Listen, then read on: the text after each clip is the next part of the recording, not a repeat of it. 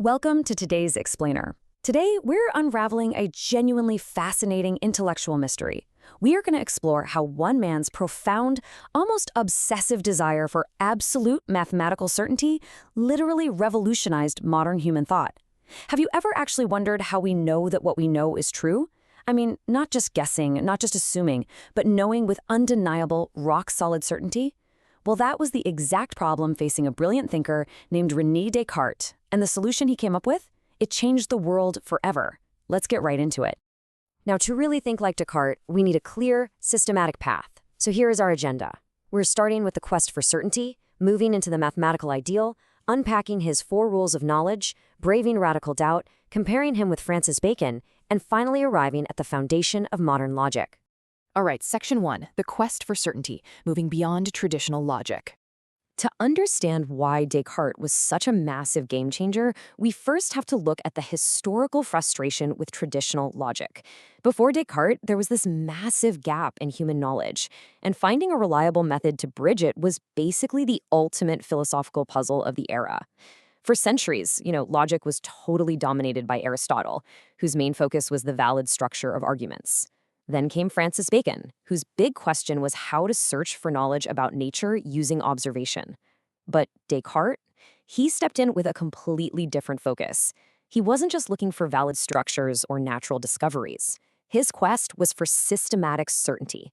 He wanted to know for sure how to reach completely reliable knowledge starting from an undeniable foundation.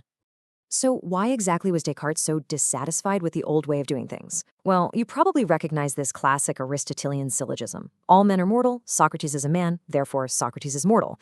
Now, Descartes didn't think this traditional logic was totally useless. He completely agreed that the conclusion is valid because it necessarily follows from the premises. But here's the massive flaw he saw. This structure doesn't act as a tool to discover any new knowledge. I mean, how did we acquire that first massive premise that all men are mortal in the first place?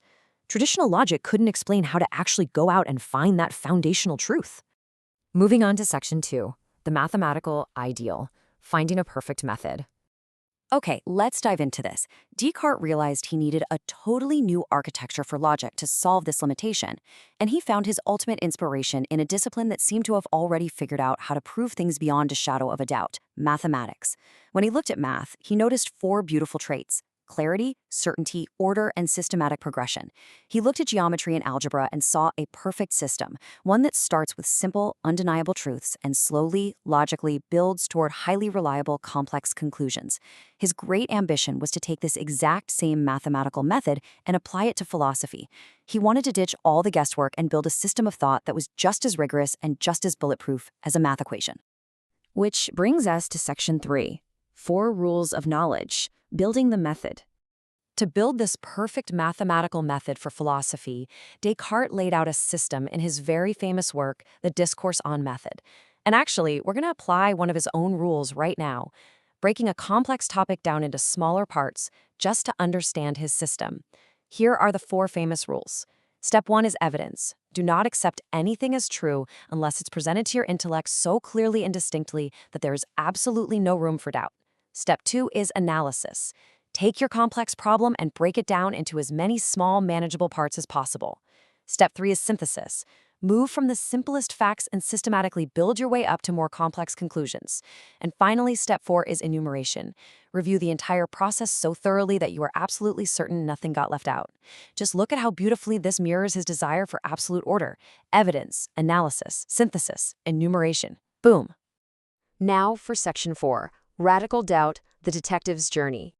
We have officially arrived at the climax of Descartes' method. To apply his first rule, accepting only what is clear and undeniable, Descartes had to go on a pretty wild psychological and philosophical journey. He essentially became the ultimate detective, but instead of investigating a crime, he was investigating reality itself. To find a truth that couldn't be doubted, he decided he had to try to doubt literally everything. We call this radical doubt. I want you to act like a detective with me right now and strip away all the false clues. He doubted his own senses because, let's be honest, your eyes and ears trick you all the time, right? He doubted the external world. Maybe it's just an illusion or a really vivid dream. He even doubted mathematical concepts, wondering if some deceiving demon was tricking his mind. And of course, he threw out all his old inherited beliefs. He wiped the slate completely clean. Which leads us to a deeply, deeply profound question. I want you to really think about this for a second. If you strip away your senses, the physical world around you, your past memories, and even basic math, if I doubt absolutely everything, what remains? Is there anything left at all? And this is the moment of his massive breakthrough. He realized something incredible. If you are doubting, you are engaged in the act of thinking. And if there is thinking happening, there must be a thinker doing that thinking. The very act of doubting your own existence proves that you exist. I think, therefore I am. Cogito, ergo sum. This single, shining realization became the one undeniable bedrock of his entire philosophy. From this one safe, perfectly certain starting point, he could finally begin to rebuild the entire world of human knowledge. All right, Section 5, Bacon versus Descartes, Two Paths to Knowledge. To truly appreciate how huge this rational breakthrough was, we really need to explicitly contrast Descartes with his famous predecessor, Francis Bacon. Grasping this philosophical pivot is absolutely key to understanding modern thought. Bacon was the ultimate champion of empiricism. He focused on nature, relying heavily on observation and physical experiments, and used induction to discover natural laws. Descartes, on the flip side, championed rationalism. He focused inwardly on the mind and intellect, relied on intuition, used systematic logic, and heavily favored deduction to find absolute certainty. It's a really sharp binary contrast. But it's vital to remember here, they weren't total enemies. They just took completely different paths to achieve the exact same ultimate goal, discovering how human beings can actually acquire reliable, undeniable knowledge. And finally, Section 6, Foundation of Modern Logic, Intuition and Deduction. So Descartes has his one absolute truth. He exists because he thinks. But obviously, you can't build a whole scientific worldview on just, I exist.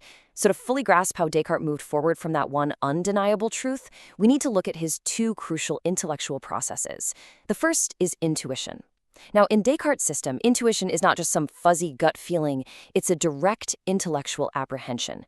It's when a truth is understood so clearly and so certainly by your mind that you don't even need any intermediary logic to prove it. I think, therefore I am, is an intuitive truth.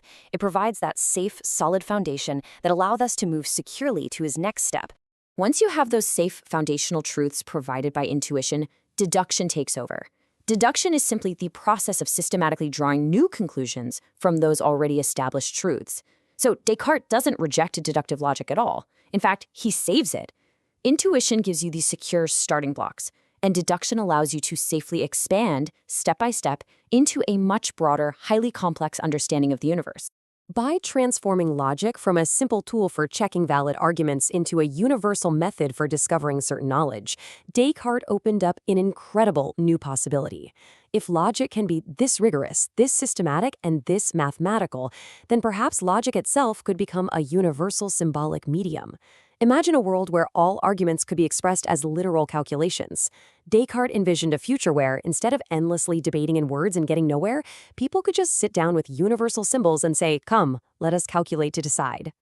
So, I'll leave you with this. Can logic really be calculated? Just think about the smart device you're using right now. This 17th century philosophical dream that logic could be expressed in universal symbols and resolved by pure calculation is literally the very heartbeat of modern symbolic logic, and ultimately, it's the foundation of modern computing itself. Descartes wasn't just searching for certainty, he was unknowingly laying the groundwork for the entire digital age. Crazy, right? I want to leave you pondering that thought today. Thank you so much for joining me on this deep dive in today's explainer. Keep questioning, keep analyzing, and never stop seeking that clarity. Catch you next time.